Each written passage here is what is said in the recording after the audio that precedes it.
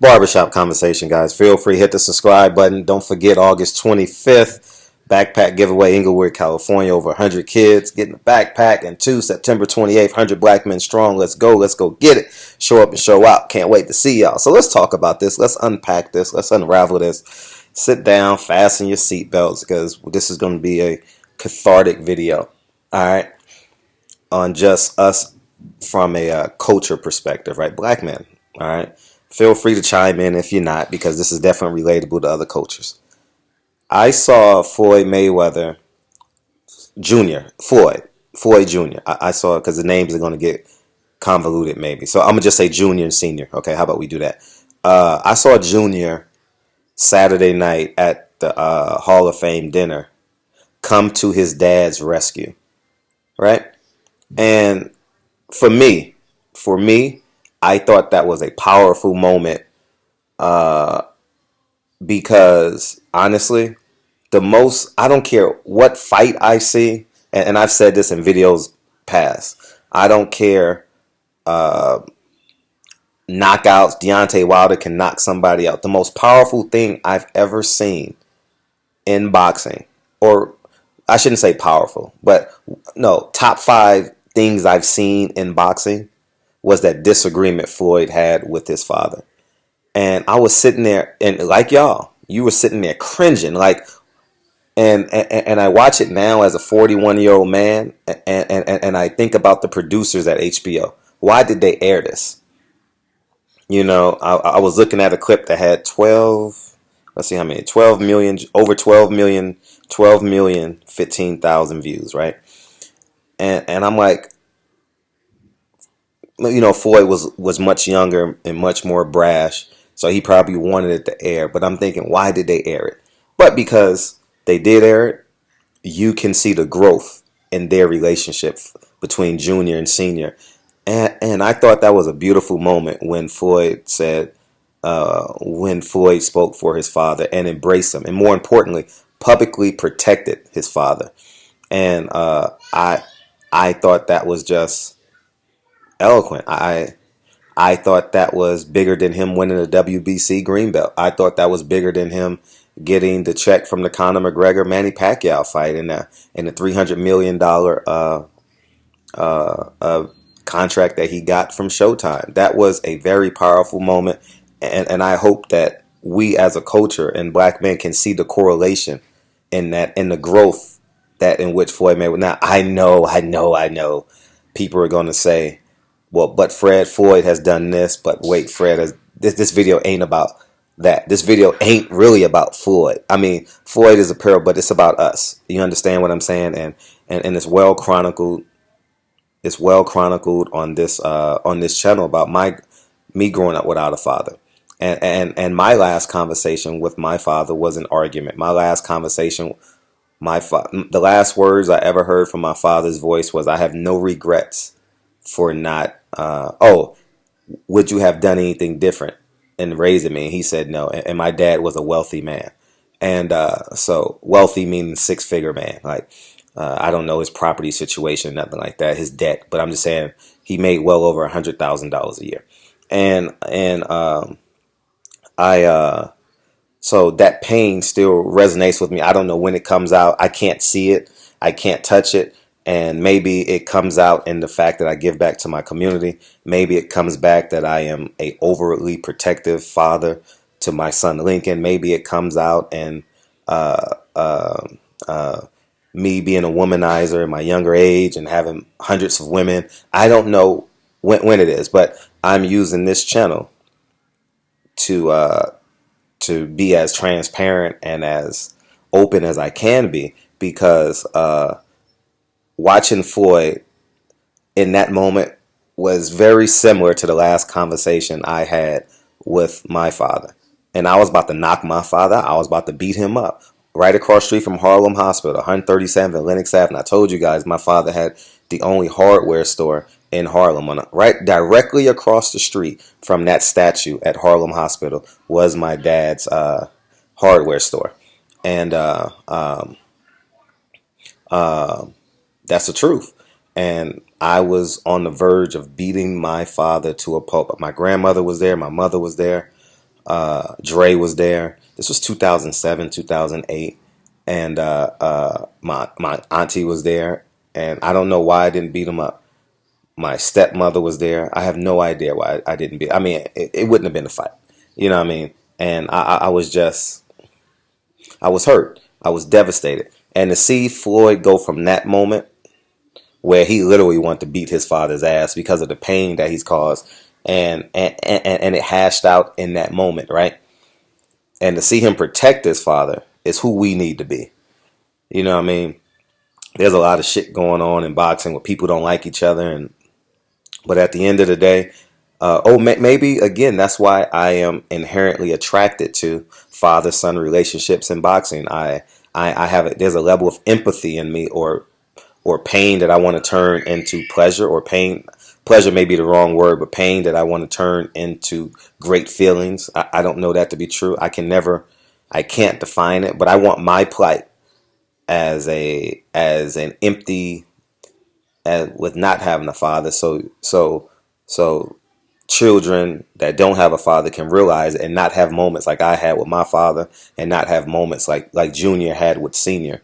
So or people who are finding the courage to open up the communication with their father. You know what I mean? Because crack was a powerful thing in our community, and the remembrance of cracks is we had crack babies, we had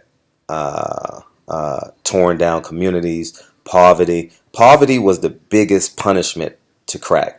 Poverty, the torn down, the riddled communities. People say it was the humans, but it takes generations upon generations to get off of that impoverished mindset and impoverished physical circumstances. So yes, people died from crack epidemic. It was over policing. People died, but if you look at those communities today, if I go to Florence and Hoover right now, if I go to Amsterdam Avenue and 117th and Convict, or whatever the case may be, we're going to see remnants of the crack era in our community. You know what I mean? And you're going to see a 62-year-old homeless person. You're going to see graffiti. You're going to see, all these things that are direct influences from, or direct results from, the crack era of the 80s, and war on drugs. How the fuck can you have a war on drugs? Like, think about that. War on drugs. Drugs is an inanimate object used, for the sake of this conversation, is an inanimate object that humans use. How can you have a war on drugs? So you see how they changed the mindset. War, we got to fight the people who use drugs. You get what I'm saying? Not the people who anyways, man, it's funny how that one word, war, completely shifts the mental paradigm of the American psyche, right? Anyway, it should have been heal America. That should have been the term they used. We're gonna heal America. Anyways, man, that's a whole nother video, a whole nother conversation that I may throw on my Patreon. I can't put videos like that on my YouTube. So I said all that to say this, man. I don't know where you're at in terms of your father-son relationship, but me on this YouTube channel, and that moment that Floyd had at the Nevada Hall of Fame, I thought was beautiful. And I honestly wish I could have had a moment like that with my father. Never have. It can't happen. He's deceased. I've never, like I told you guys, I have to drive by my father's gravesite to get to Malcolm X's gravesite. And I've been to Malcolm X gravesite twice in this calendar year, as you guys already know.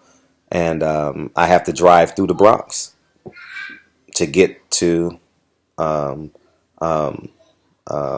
X's gravesite. So there's some pain in me that's still there. I'm gonna get there at some point. I don't know when. Okay, and it's something that I have to go through. Yeah, you understand what I'm saying? And I'm gonna take that pilgrimage one day. You know what I mean? I'm gonna go to Mecca, quote unquote Mecca, one day and go visit my father at his grave, and maybe we'll have this conversation and you understand what I'm saying? I know I don't have to go to the gravesite, but there's something spiritual or something that allows you to have conversation at the gravesite. You know, I mean, it's just something there. So anyway, I said all this to say this: heal, healing, visible healing, spiritual healing is the reason why I'm making this video. Okay, and it's very important that we do this. Don't carry that pain to your death. Don't, if you are a father, don't let your son know that you made mistakes along the way and you are back in his life for good.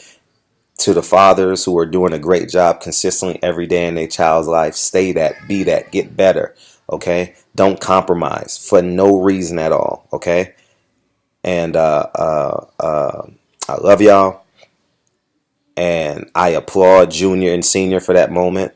I mean, Floyd is losing his uncle Roger. Roger was the co-star in that video because he was actually the one who calmed them down. Everyone was like, what the hell is going on? People don't want to see car crashes. At the end of the day, no one wants to see it. But when it happens, people are going to watch. I don't drive down the freeway and pray that there's a car crash. You know what I mean? But when you see a car crash, you can't help but look because, you know what I mean? Anyways, you guys get the parable or get the analogy.